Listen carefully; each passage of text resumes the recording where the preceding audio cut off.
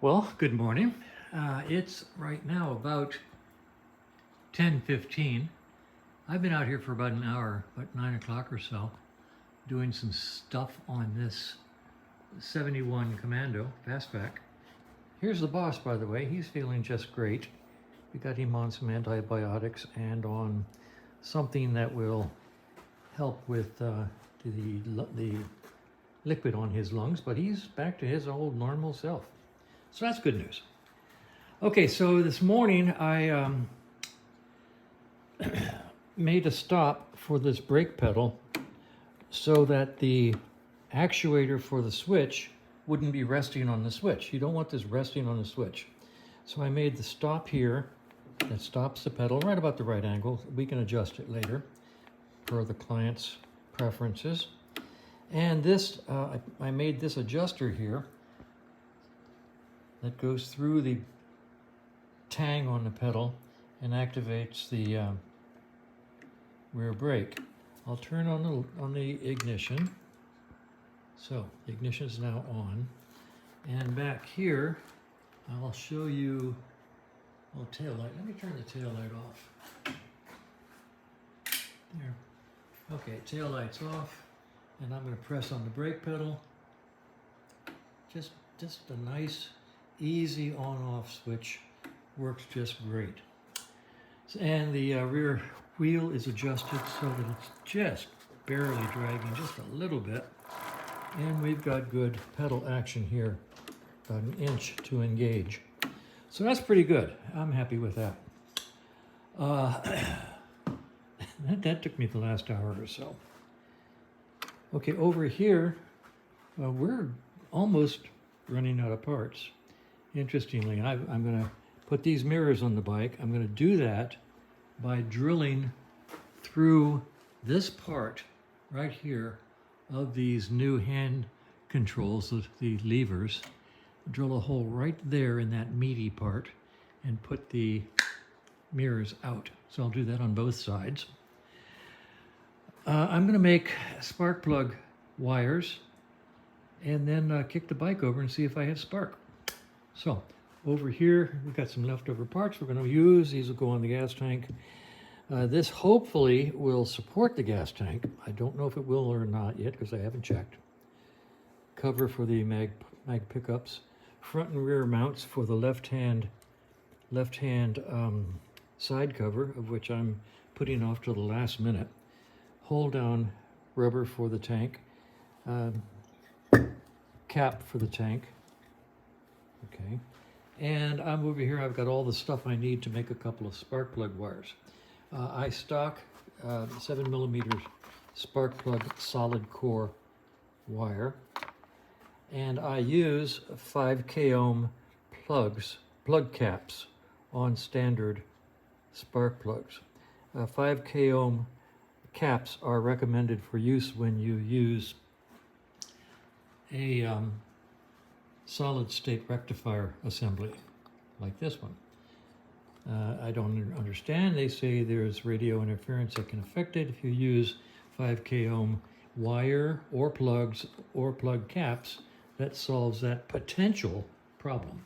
It's not necessarily a problem, but there's a potential there. So I use 5K ohm resistor caps and solid wire, and I stock all the little bitty bits that go on both ends. All of this I stock, and make a lot of these. So basically that's what we have left to go here on the bench as compared to what we had a couple of weeks ago. So progress is being made. I just might drop the tank on today and see how it fits. But first I'm going to make these plug wires and I'm going to kick the bike over and see if we have spark. All right, let's start the process of making some spark plug wires. These pliers here are specifically made for making spark plug wires. And I've cut this one, that's the left-hand side, this is the right-hand side, and if I cut it right here on this number 15, it'll be the right length. So these guys cut this very nicely. Put that aside. So this is the right side, this is the left side. They are slightly different lengths just because of the offset of the motor. We stripped down this side using the stripper on this guy.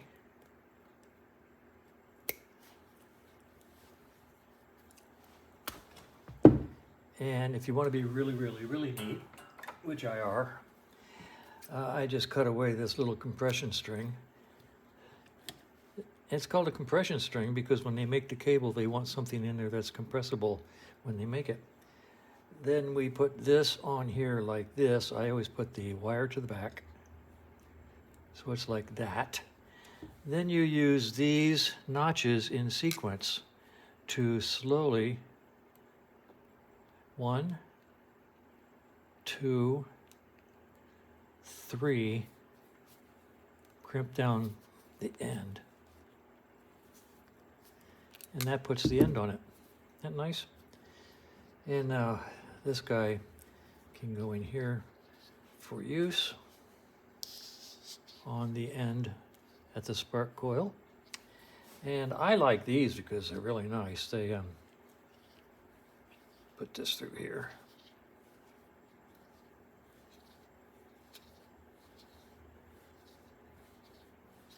They simply screw into the end of these spark plug caps right down the stud, spaced so you really can't miss. You don't have to worry about it.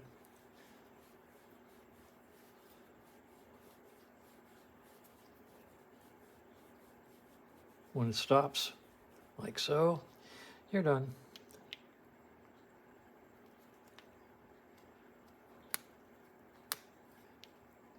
There you go. And this guy goes over the end. And we've got the plug wire for the right-hand side of the bike. I'll take the, let's just walk you over here with the tripod. Let's see if it's anywhere near where this wire goes.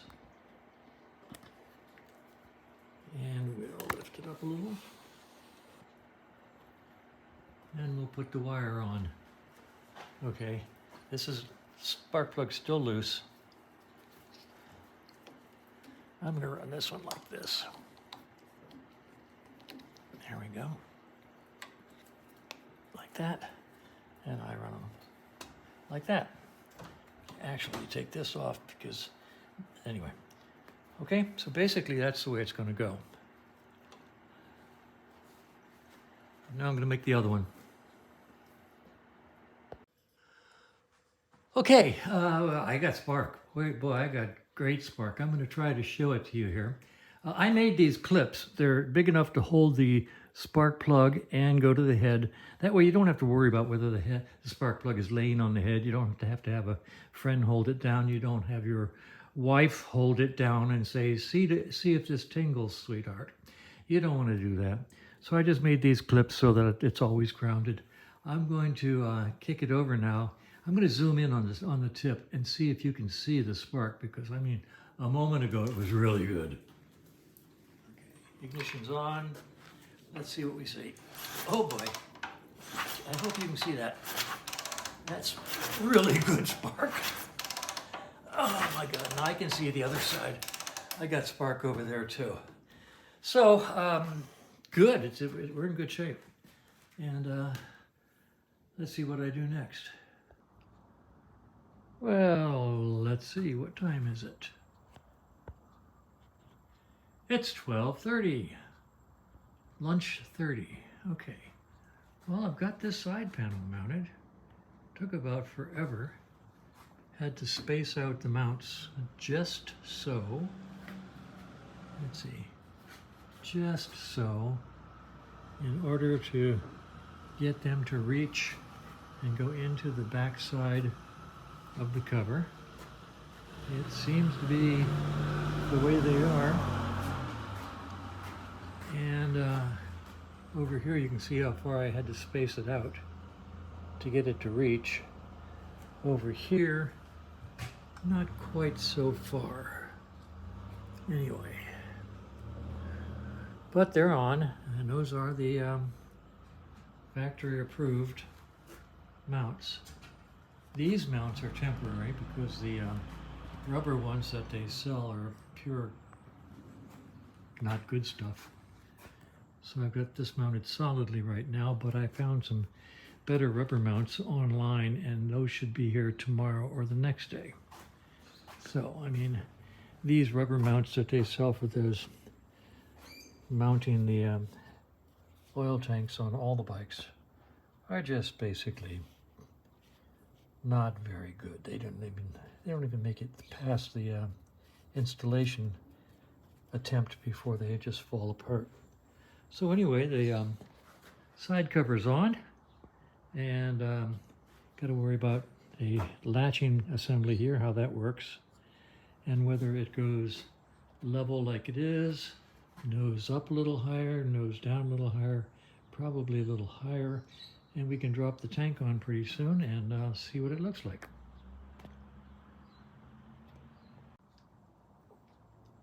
All right, this is just a first fit of the tank. It's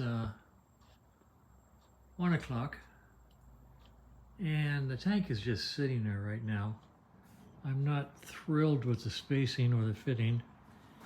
I can't reach the rubber pad studs up under here on the front, and on either side.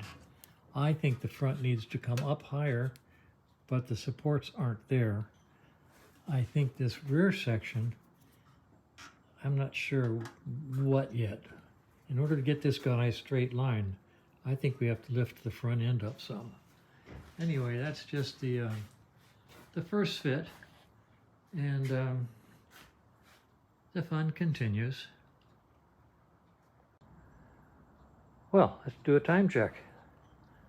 It's 3 o'clock in the afternoon, and this is a preview of what the bike might look like when we get done. Now, right now, the side cover on this side is hanging by the skin of its teeth.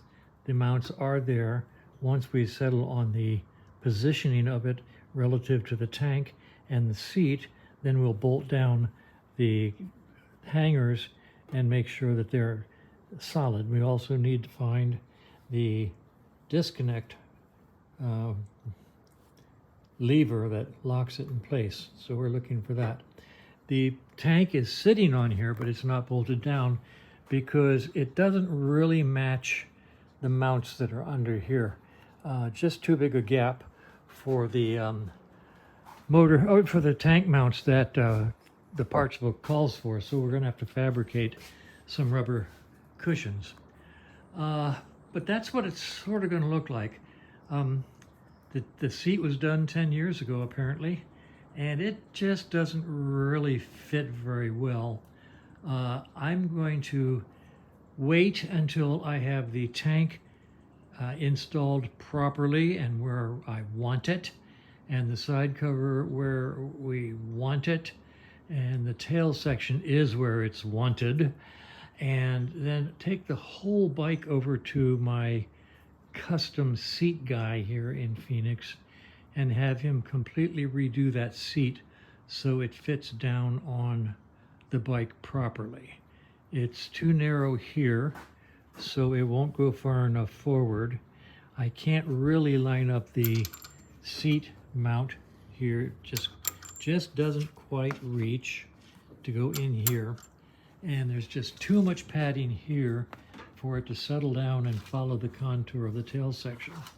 So I will give him the opportunity to undo and then redo that seat. And he's pretty good, so I expect he'll do a good job. Anyway, that's where we are. I'm going to put the bike aside now for a while and do some other work. I want to get this bike up on the lift and start it, and then check and see if I can find the oil leak. I don't see it. It's been sitting here, and I don't see any oil leak at this point in time, but I haven't run the bike, so I want to do that right away. Gives me an opportunity to see if I can see the oil leak and make sure there's oil in the bike and the whole 9 yards. So I want to get that one on the lift next. This Norton is still waiting on the fact that the front rim is bent. I've gotten one opinion from a motorcycle wheel worker on her shop, and they say no, they're not. They won't even try to straighten the rim. Too much liability. They also mentioned that when you bend a rim, you don't just splay the rim, you actually knock the rim slightly out around. And that I didn't think about that, but they're right. I've got one more business to ask and see if they have the same opinion that the rim should be replaced. This bike is the Triumph. It's here, and all of these parts here are for the Triumph, not that. That's some old Norton stuff. But all of these parts are for this Triumph, and that's be my project. After the green one, after talking about the black one, basically this will go on the lift next, and we'll start putting some of this stuff together. The Beezer is just sitting here as complete. We're just waiting for warm enough weather for the client to come and ride it home. It's ready to go, but we've had some what we consider to be cold weather.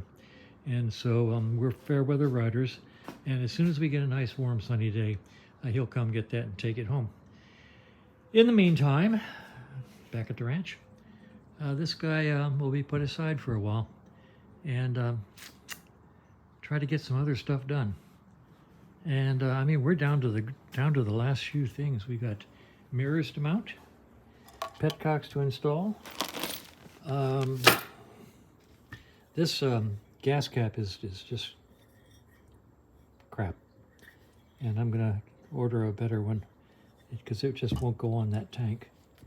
And I mean, we're down to the last few parts. So, and this is the stuff that I took out of that oil line. And we have a group that we get together every Thursday. We call it the Old Guys Group. And I'm going to take this. What we do is we have show and tell. And I'm going to take this for show and tell and show them all the stuff that I took out of that oil return line that was inside the oil tank on this bike, because I just am fascinated by it. Fascinated and appalled. So, but once again, apparently this bike was a project 10 years ago that was never finished, and there's no history on that oil tank, so we don't know anything about it. So, no story to tell. Anyway, looking good, getting there, and I'm gonna call it a day and pick it up tomorrow.